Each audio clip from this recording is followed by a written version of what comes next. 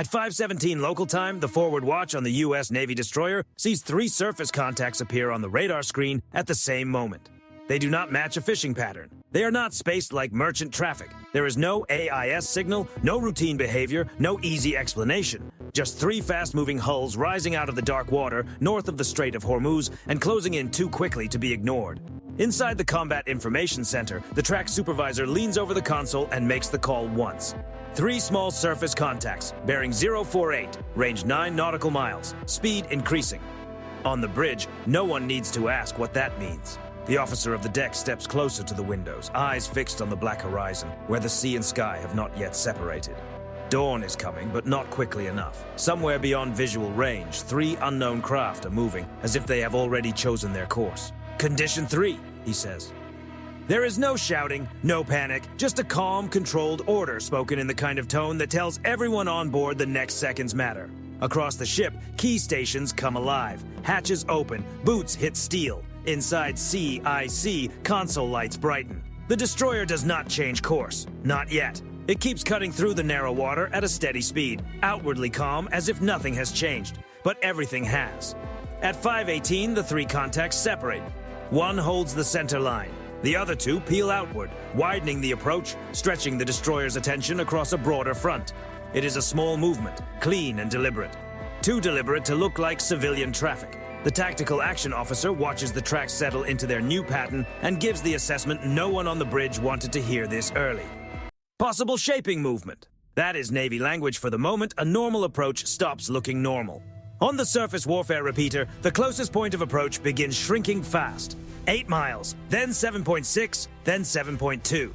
The captain arrives on the bridge without ceremony. No dramatic entrance, no flood of orders. He steps in, looks once at the tactical display, then through the bridge windows toward the empty-looking water ahead. Talk to them, he says. Bridge-to-bridge hails go out across international frequencies. Unidentified surface vessels, this is United States Navy vessel conducting lawful transit. State your intentions and maintain safe separation. Only static answers. The contacts keep closing. At 5:19, the ship's optical systems begin to pick up shape. Low silhouettes, narrow beams. Fast hulls riding hard over the chop. White wakes spreading behind them like cuts across the surface. Not dhows, not tanker service boats, not random local traffic. Fast boats. The electronic warfare team activates passive collection. The SLQ-32 begins listening, pulling in every signal it can find across the spectrum. Radar traces, radio bursts, navigation emissions, anything that might help identify who they are and what they are doing. Still, the destroyer does not flinch. Its 5-inch gun shifts a few degrees off the center line. Not enough to provoke, just enough to be noticed by anyone watching from the approaching craft. Remote mounts come online. Camera systems tighten their focus. The ship remains steady, disciplined, and precise. That steadiness is the message. At 5:20, one of the contacts transmits briefly. The burst is too short for a clear voice identification, but long enough for the electronic warfare operator to tag it and send the information up the chain. Seconds later, the bridge receives the update. A mission profile consistent with Iranian fast inshore craft. For a moment, no one says anything. They do not need to. Now the picture has shape, it has intent, and it has a flag. The Strait of Hormuz is already tight water. Tight water punishes hesitation. It also punishes mistakes. A destroyer cannot turn like a skiff. It cannot slide sideways out of danger. And 3 fast craft closing in broken formation near first light is not the kind of situation anyone mistakes for routine. The captain places both hands lightly on the bridge rail. Log every bearing change, he says. Record all hails, no sudden course correction. That order matters, because the fastest way to lose control of an encounter at sea is to act like you have already lost control of it. At 5:21, the center craft increases speed. CIC catches it first. Lead contact now 28 knots. The 2 flanking boats tighten their arcs. One begins edging toward the destroyer's starboard bow. The other holds wider, almost hanging back, as if waiting to see what the ship will do next. It is not a swarm yet. It is something colder, a test. Another hail goes out firmer this time. Iranian military craft, this is U.S. Navy vessel. You are approaching at an unsafe distance. Alter course immediately. Again, there is no answer. No acknowledgement, no course change, no reduction in speed. Below the bridge, inside CIC, symbols move across the digital sea space with mechanical calm, but everyone reading those symbols can feel the pressure building. The geometry is becoming obvious now. One boat challenges the front, one pressures the flank, one stays just far enough out to react to whatever comes next. If the destroyer turns, they learn something. If it slows, they learn something. If it reacts too early, they learn even more. At 5:22, visual confirmation comes through the long-range camera feed. Crew visible on deck. Dark hulls. Mounted equipment visible in outline. Not clearly manned, but present. The tactical action officer looks from the screen to the captain. "Sir, possible box-in developing."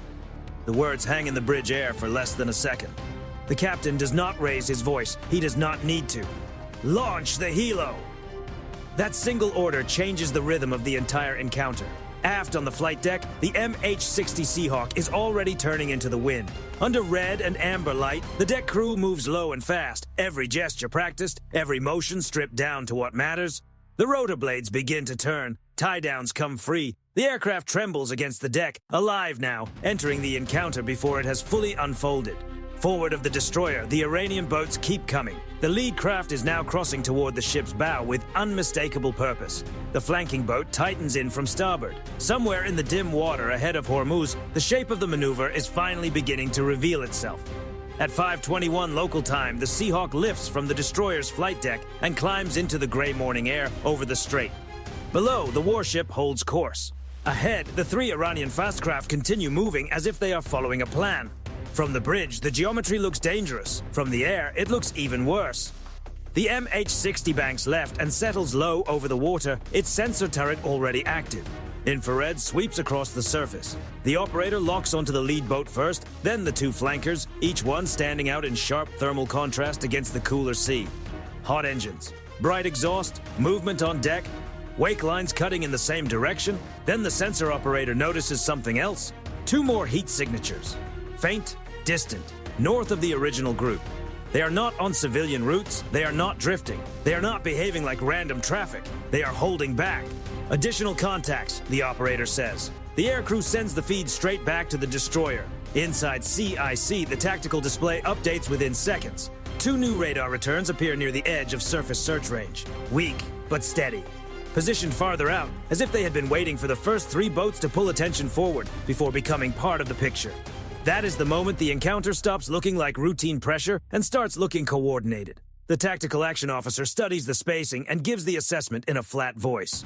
Layered approach. No one on the bridge asks what that means. They can already see it.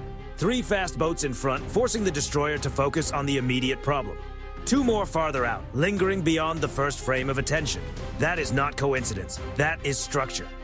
At 5:22, the Iranian lead boat drives harder toward the destroyer's starboard bow. One of the flankers widens again, staying just outside the angle where the ship's movement might limit its options. The third waits for half a beat, then surges forward to close the space the others have opened. Each boat is doing something slightly different. Together, they are building the same problem. The destroyer sends another bridge-to-bridge warning. Iranian military craft, this is United States Navy vessel. You are closing at an unsafe distance. Alter course immediately. Static answers. Nothing more. No acknowledgement, no explanation, no claim of confusion. Just 5 hulls now, not 3, arranged across the water as if they are showing the destroyer what the next few minutes are supposed to become. The captain remains on the bridge, eyes moving between the dark horizon and the tactical display. He does not order a turn. He does not order a speed change. He does not give them the one thing they appear to be looking for: a visible American reaction. Steady course, he says. Keep logging. That is the discipline of a ship built for pressure. Not every escalation is answered by escalation. Some moments are controlled by refusing to let the other side set the pace. At 5:23, the Seahawk pushes farther out. From 300 feet above the water, the full spread becomes clearer. The first 3 boats are compact, low, and fast, riding aggressively through the chop. The 2 farther north are not rushing in yet. They are holding position in a way that feels deliberate, almost patient, as if waiting for the destroyer to commit before revealing their own role in the encounter. The helicopter crew zooms in tighter. One of the northern boats shows a mounted position near the bow. The other appears broader and heavier than the first group, possibly serving as a command or support element rather than simply another fast craft. The sensor operator timestamps everything, every heading, every acceleration, every movement on deck, because once a confrontation begins to form, the recording becomes as important as any system on the ship. Back aboard the destroyer, the electronic warfare team catches something new, a narrow band signal, short, controlled. But it is not coming from the boats. It is coming from the Iranian coastline, from shore. The report moves to CIC, then straight to the bridge. Possible land-based surveillance radar, bearing consistent with the mainland. That changes the atmosphere again, because now the destroyer is not just being pressured by fast craft on the water, it is being watched from land. The captain absorbs the update without changing expression. This was never just a random cluster of boats drifting into the wrong place. Someone else is seeing this unfold in real time. Someone else may be measuring response times, reaction limits, and command discipline. The boats are only the part that can be seen. The rest of the system is still hidden. At 5:24, the Seahawk crosses the lead group at a safe distance and transmits directly. Iranian naval craft, this is U.S. Navy helicopter. You are maneuvering unsafely toward a United States vessel. Alter course now. The message is repeated. Still nothing. But silence is not the only answer. The lead Iranian boat shifts 5 degrees, then corrects back onto its previous line. Not enough to break away. Just enough to show that it heard the warning and chose not to follow it. Another craft increases speed to match. The farthest flanker begins sliding lower toward the destroyer's southern side, widening the pressure arc across the ship's forward movement. Inside CIC, the picture sharpens into something harder to ignore. They're trying to stretch us, one controller says. That is exactly what it looks like. Not an immediate move. Not yet. A forced double decision environment. If the destroyer turns toward one group, it gives space to another. If it slows, the boats compress the range. If it reacts too strongly, Iran gets the image it may be looking for. At 5:25, the captain gives the next order. Keep the helo overhead. No visual warning measures, no course change. That matters because it tells the crew exactly what this encounter is really about. Not fear, not noise. Control. The destroyer's mounts remain aligned. Cameras stay locked. Radio calls continue. Above them, the Seahawk circles, making the entire Iranian formation visible from angles the boats can no longer hide from. Then CIC receives another update from the electronic warfare station. The shore emission is back, longer this time. Stronger. Still not a full targeting signal, but no longer casual. The tactical action officer looks up from the display. This is no longer just a group of Iranian boats pressing too close in the half-light near Hormuz. This is a layered setup, building one move at a time, and the destroyer is now right in the middle of it. At 5:26 local time, the range between the lead Iranian boat and the destroyer drops below 2 nautical miles. That is where close maritime pressure stops feeling theoretical. On the bridge, the horizon is no longer empty. Through the forward glass, the lead craft is now visible without optics. A dark, low hull driving across the water at high speed, white spray breaking from its bow in the first thin light of dawn. To starboard, one of the flankers is pulling tighter. Farther out, the other contacts remain spread across the surface, holding the shape of the maneuver open. Inside CIC, the track lines begin to overlap in uncomfortable ways. Lead contact increasing closure. Starboard flanker holding intercept angle. Southern contact still drifting low. Each call is clipped, fast and exact. No wasted syllables, no emotion, just geometry, speed, and intent. The destroyer holds course. That is not hesitation. That is a decision. The easiest thing for a ship under pressure is to show it. Swing wide, bleed speed, signal discomfort. But once a ship starts moving to the rhythm of fast craft around it, it is no longer controlling the encounter. It is being managed by it. The captain knows that. So does every sailor on the bridge. At 5:27, the lead Iranian boat makes the move everyone has been expecting. It turns hard across the destroyer's bow. Not close enough to make contact, not yet, but close enough to force a choice. The bow angle snaps inward. Wake curls sharply behind it. The hull cuts across the destroyer's projected path like a line drawn across a chart. For half a second, the maneuver looks almost reckless. Then the purpose becomes clear. This is not random seamanship. This is a crossing challenge. If the destroyer alters course, Iran gets the image. If the destroyer slows visibly, Iran gets the moment. And if the Americans respond too strongly, Iran gets a different kind of advantage altogether. CPA dropping, CIC reports. 1.4 nautical miles and tightening. On the bridge, the helmsman waits for the order he knows may be coming. It does not come. Maintain course, the captain says. Then, without raising his voice, he adds the second part. Bring all mounts to full standby. That order moves through the ship like current through steel. Forward crews lock in. Remote stations align with greater precision. Combat systems shift from observation posture into a higher state of readiness. No one is taking action. No one is even close to taking action. But the distance between watching and responding has just become much smaller. Above the water, the Seahawk drops lower. The helicopter crew now has the clearest view in the entire battle space. From overhead, they can see the lead Iranian craft cutting across the destroyer's forward path, the starboard flanker still holding pressure, and the other boats adjusting in response. Not randomly, not loosely, but with the cold corrections of a formation that understands what it is trying to create. The sensor operator zooms in on the nearest boat. Men on deck, helmets visible. One crouched near a deck-mounted system, another turning back toward the stern, possibly passing signals. The image feed streams live to the destroyer. On the bridge, no one says the word direct threat, not yet, but everyone can feel how close the situation is getting. At 5:28, the electronic warfare team catches another emission from shore. Longer, more focused, still not a full targeting lock, but closer now to something deliberate.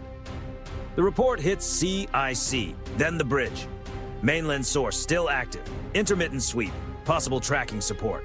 That means the boats may not be acting alone in any meaningful sense. It means someone ashore may be building the same tactical picture, watching American spacing, measuring reaction thresholds, and feeding confidence to the formation below. The captain listens, then gives a sequence of orders so controlled they almost sound routine. Keep recording, warn them again. Do not maneuver unless contact becomes unavoidable. That is the line. A destroyer can live with pressure, it can live with noise, it can live with posturing. What it cannot do is give up legal and tactical control of the encounter before any real line has been crossed. The bridge-to-bridge transmission goes out again, this time harder. Iranian military craft, you are creating an unsafe maritime situation. Alter course immediately, you are being recorded. This time, there is a response. Not in words, in movement. The lead craft accelerates. It does not turn away. It surges forward. Its bow lifts slightly as the engines bite harder into the water. Spray spreads wider from both sides, catching the first pale light of dawn. For the first time since contact, there is no ambiguity left in the motion. It is an attempt to compress the final safe distance between the vessels and force the destroyer into a visible reaction. Lead boat accelerating hard, CIC reports. That gets everyone's attention because the language has changed. Not approaching, not closing, accelerating hard. The weapons teams track. The bridge remains quiet except for official calls. Above them, the Seahawk tightens its orbit and transmits another warning. Iranian craft, alter course now. Still nothing. Then the destroyer answers. Not with force, but with something the Iranian boats cannot ignore. The 5-inch gun completes its turn and settles visibly onto the threat axis. Remote systems lock into position. The Seahawk holds directly overhead. Every camera on the ship and in the aircraft is now focused on the same small cluster of Iranian hulls. The message is unmistakable. We see you. All of you. And if this moves one step further, there will be no confusion about who chose it. For 3 long seconds, the lead boat keeps coming. Then, just enough to be noticed, it reduces speed. Not much, just enough to stop the final rush. But before anyone on the destroyer can relax, CIC catches something new forming beyond the eastern edge of the surface picture. A larger radar return, a steadier movement. Not another fast boat, something else is entering the scene. At 5:31 local time, the new contact on the eastern edge of the surface picture stops being just a symbol on a screen and becomes a hull. Larger, heavier, holding outside the immediate pressure ring. From the bridge of the destroyer, it first appears as a darker block against the brightening horizon. Too broad to be another fast inshore craft. Too deliberate in its movement to be ordinary traffic. It is not rushing in, it is not weaving, it is standing off, almost separate from the pressure building closer to the ship. Inside CIC, the surface watch refines the track. Larger contact maintaining distance, speed steady, bearing 071. The tactical action officer studies the spacing and understands the role almost immediately. This vessel is not here to do the close-in work. It is here to watch, coordinate, and hold the outer edge of the encounter together. An overwatch node, maybe command and control, maybe insurance. Either way, it means the destroyer is no longer dealing with a loose group of aggressive boats. It is facing a layered formation with an outside observer. The captain shows no outward reaction. He looks once at the larger track, then back toward the closest Iranian boat still holding near the edge of acceptable separation. Keep the outer hull tagged, he says. Do not lose the near contacts. That order matters because the most dangerous moment in a setup is not always when the pressure closes in. Sometimes it is when the target focuses on the wrong part of the picture. The destroyer does not do that. At 5:32, the Seahawk shifts wider, giving the ship a full overhead view of the field. The feed streaming back into CIC is now clearer than anything the Iranians likely expected the Americans to build this quickly. The first 3 boats are no longer just moving objects. They are mapped behavior, every turn, every burst of speed, every hesitation. The fourth and fifth contacts are no longer shadows at the edge of the screen. They are position markers in a larger design. And that is when the setup begins to lose its strength. Because a setup works by denying clarity, by forcing the other side to guess, by compressing time until every available choice feels bad. But the destroyer is no longer guessing. It sees the lead pressure boat. It sees the flankers. It sees the standoff vessel. It sees the spacing between them. It sees the open water they are trying to shape into a box. The captain does not say it out loud. He does not need to. The ship has the picture now. And once a destroyer has the picture, the initiative begins to shift. At 5:33, one of the Iranian boats makes a final push. The same craft that had pressed hardest minutes earlier surges again, driving toward the destroyer's starboard side at a sharper angle than before. Its wake opens behind it in a long white fan. The bow rises. The engines are working hard enough to shine through the Seahawk's infrared feed like a bright flare against the cooler sea. Nearest contact accelerating, CIC says. Rapid closure. The bridge does not erupt. No shouting, no confusion. The captain gives one short sequence of orders. Track him hard. Keep course. Final warning. The bridge-to-bridge radio goes out immediately. Iranian craft, you are creating an unsafe and escalatory maritime situation. Alter course now. This time, the destroyer's posture changes with the words. Not dramatically, not for show, just enough. The main mount settles with unmistakable precision. The starboard systems lock in tighter. The Seahawk stops circling wide and holds directly above the forward pressure line, framing the Iranian boat in an overhead picture that leaves no room for doubt. The effect is immediate. Because for the first time in the encounter, the nearest Iranian crew is not just looking at an American destroyer. They are looking at a complete system looking back. Ship, aircraft, optics, recording. No panic, no drift, no exposed weakness. Just one cold, connected machine holding its line. The Iranian boat keeps coming for another 2, maybe 3 seconds. Then it checks speed. Not a full disengagement, not yet. But enough to break the rhythm. Enough to show that the driver understands exactly where the threshold now sits. Above them, the Seahawk camera catches movement on the Iranian deck. One crewman pulls back from the forward position. Another turns and looks upward. A third moves away from the deck-mounted equipment. On the destroyer, those details are logged instantly. Every inch of hesitation matters. Because hesitation is the first crack in a pressure maneuver. At 5:34, the larger Iranian hull still does not close. That tells the captain something important. If the Overwatch vessel believed the fast boat still controlled the tempo, it would edge in. It would tighten the pressure. It would reinforce the picture. But it does not. It hangs back and watches the nearest boats lose momentum one decision at a time. That means the Americans are no longer reacting to the setup. They are turning it. Inside CIC, every Iranian movement is now feeding into one refined tactical picture. The lead craft that tried to force the crossing challenge. The flanker that held the starboard pressure angle. The southern boat that drifted wide, waiting for a turn that never came. The outer contacts that seemed to be waiting for a visible American mistake that never arrived. The setup is exposed in full, and once exposed, it loses most of its power. At 5:35, the first real break appears. The southern Iranian craft peels away by a few degrees. Subtle, easy to miss from the water, impossible to miss from the air. The Seahawk operator calls it instantly. Southern contact opening. Seconds later, the starboard flanker begins to widen as well. Then the nearest boat loses a little more speed. None of them are running, but none of them are pressing anymore. The formation is loosening. The pressure arc is starting to sag. On the bridge, the destroyer remains exactly what it has been from the beginning. Steady, lawful, unmoved. That is the point. The Iranians came in expecting to shape the encounter, to box the ship in with speed, angles, and controlled intimidation. Instead, the destroyer held course, built the full picture, and forced every Iranian boat to operate inside the certainty of being seen, measured, and one decision away from crossing a line they no longer seemed eager to cross. At 5:36, the captain watches the range begin to open and says the one thing no one on the bridge needs explained. They're losing it. Not the boats, the setup. And in the waters off Hormuz, that matters more than anything that never had to happen. At 5:38 local time, the range finally begins to open. Not quickly, not all at once. But enough for every watchstander on the destroyer to see the shift. The nearest Iranian fast craft is no longer driving forward. Its bow has settled lower in the water. The wake behind it has shortened. To starboard, the flanking boat is drifting wider by degrees. Farther out, the southern contact continues sliding away from the pressure arc it had spent the last several minutes trying to hold together. Overhead, the Seahawk remains on station. Its camera turret stays fixed on the formation below. From the helicopter feed, the change is even clearer than it is from the bridge. What had looked like a coordinated pressure maneuver now looks like 5 separate decisions, each one pulling a little farther from the edge. Inside CIC, the reports keep coming. Nearest contact decreasing speed. Starboard contact opening separation. Southern vessel now outside intercept geometry. No one says the word retreat. Professionals do not rush a moment like this. At sea, one of the most dangerous points in a confrontation can be the moment one side begins to back away. A group that has lost the initiative may still try to recover it with one final risky move. A fast boat can close distance quickly.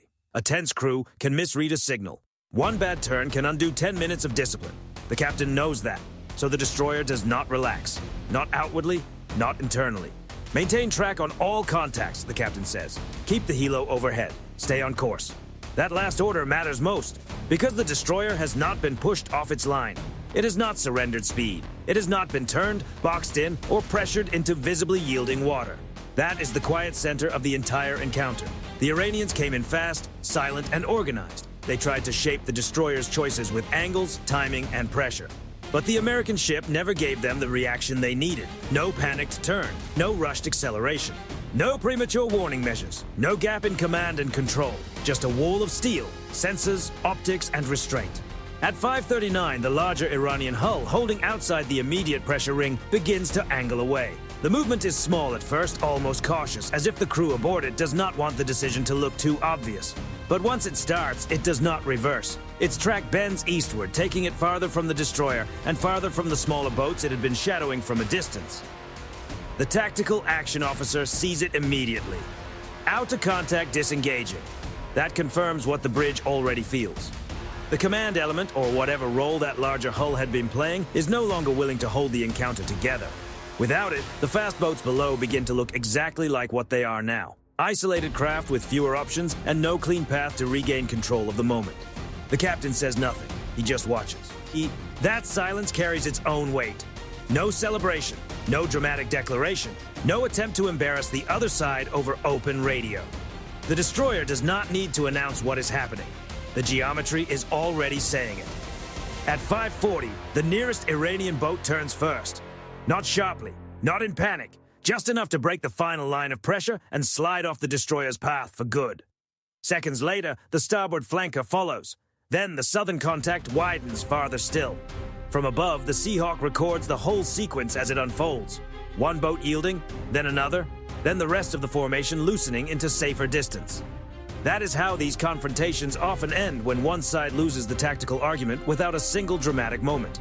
Not with chaos. With space. Space reopening on the water, space returning to the timeline, space coming back to the crew of the warship that refused to surrender it in the first place. At 5:41, the electronic warfare team reports the last meaningful shore emission fading out. No more narrow sweeps, no more intermittent support. Whatever mainland element had been watching the encounter in real time has either switched off or stepped back. The picture is cooling everywhere at once now. On the water, in the air, and across the spectrum. Only then does the captain give the next instruction. Recover the helo when ready. Aft on the flight deck, the crew prepares for the Seahawk's return. Rotor wash will come soon. Tie-down teams are already moving into position. The helicopter banks once over the starboard quarter before turning back toward the ship, its cameras still collecting the final frames of the Iranian formation spreading apart. Inside CIC, the logs are complete. Every bearing change, every unanswered hail, every acceleration, every visible deck position, every second of the attempted box-in. What Iran wanted was friction, a moment that would force an American destroyer into visible uncertainty near one of the most sensitive waterways on Earth. What it got instead was exposure. The boats were seen. The structure was seen. The hesitation at the end was seen too. At 5:43, the Seahawk touches down on deck. Its wheels settle onto the flight deck. The rotor blades keep turning as the deck crew moves in low and controlled beneath the spinning disc. Forward, the destroyer continues through the waters near Hormuz on the same heading it held when the first 3 contacts appeared. That is the final image. No dramatic aftermath, no smoke, no fire in the sky. Just a U.S. Navy destroyer still on course, still steady, still moving exactly where it intended to go. The Iranian boats are now opening range across the brightening water, their pressure maneuver reduced to fading wakes and recorded evidence. They came in expecting to force the moment. Instead, they were the ones who gave way. And near the Strait of Hormuz, sometimes that is the whole story.